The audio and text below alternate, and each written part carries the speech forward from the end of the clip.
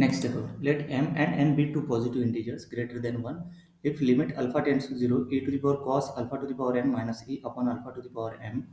that is equal to minus e by 2, then find the value of m by n. m by n की value find करना है। Okay, ये limit की value क्या दी है minus e by to, तो इस लिमिट को पहले यहीं से निकालेंगे। m और n क्या आता है पहले देखो, positive integer greater than 1, m और n भी है पॉजिटिव इंटीजर ग्रेटर देन 1 है। देखो example, let the given limit be L. We have L equal to limit alpha tends to 0 e to the power cos alpha to the power n minus e alpha to the power m. So alpha tends to 0, alpha to the power n tends to 0. So we use the Taylor series expansion for cos x around x equal to 0. So cos x equal to 1 minus x square by 2 factorial x to the power 4 by factorial, ये series है cos x की। E1 sign के वक्त odd आता है और x से start होता है। Substitute x equal to alpha to the power n, क्योंकि यहाँ पे क्या alpha to the power n ना, तो alpha to the power n put करेंगे, तो alpha to the power n मतलब वो 2n हो जाएगा by 2, order of alpha to the power 4n, ये पहले दो टर्म लिखेंगे। Okay, substitute this into the exponent e, exponent e है ना, तो e to the power cos alpha to the power n equal to e to the power 1 minus alpha to the power 2n by 2 plus order of alpha to the power 4n, नीचे में alpha to the power m है। देखो अभी e to the power u की series लेना है, e into this one, तो देखो e to the power u क्या होता है 1 plus u square by 2 factorial plus dot dot dot u equal to minus alpha to the power 2n by 2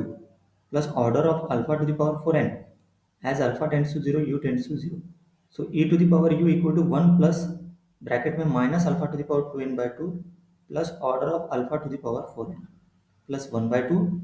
ये है ना, मतलब ये 1 बाय 2 फैक्टोरियल मतलब 1 by 2 u square alpha to the power 2n by 2 plus order of alpha to the power 4n whole square, ये u put कर दिया।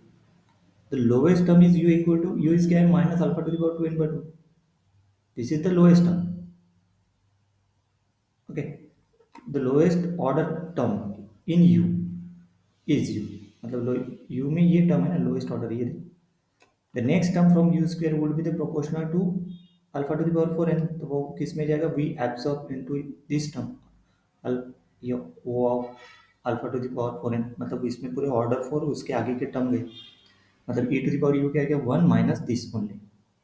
और बाकी इसी में जाएंगे। ठीक है, whole square. Next substitute this back into the expression for e to the power cos alpha to the power n, तो cos alpha to the power n तो हो गया e मल्टीप्लाई करेंगे इसको, देखो यहाँ है ना cos alpha to the power n equal to e into this one, अपने ये फाइंड किया ना अभी, ये क्या आ गया, ये है ये, देखो वहाँ पे पुट कर दिया इक्वल टू, सही है। नाउ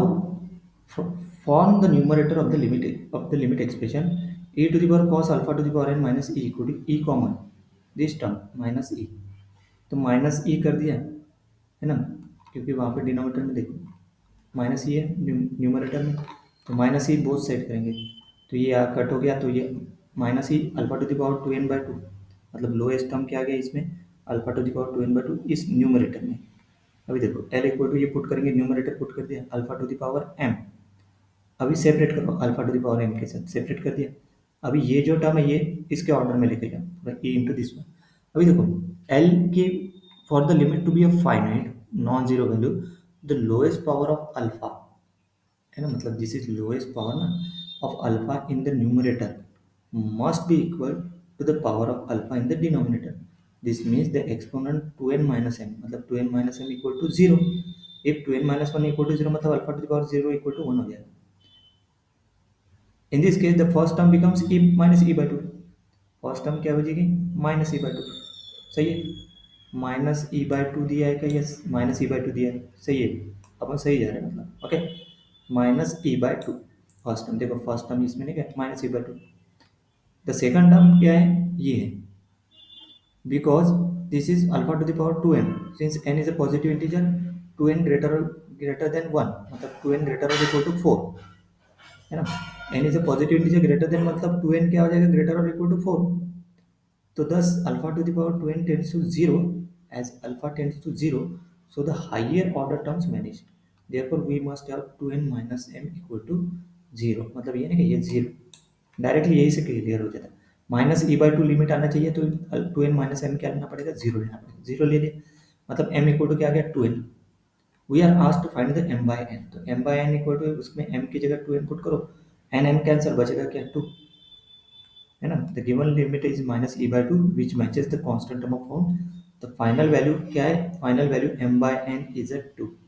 यही से क्लियर है। अगर इसकी limit minus e by two लाना है तो इसको जीरो लेना है। अल्फा टू द पावर मतलब ये टू एन माइनस एम को, मतलब ये क्वांटिटी है ना, alpha to the power two n minus m one आनी चाहिए। तो कब आएगी? Two n minus m zero लेंगे, मतलब m equal to two n आएगा। तो फाइंड क्या करना है अपने को? M by n, m equal to n put करो, final answer is two. Next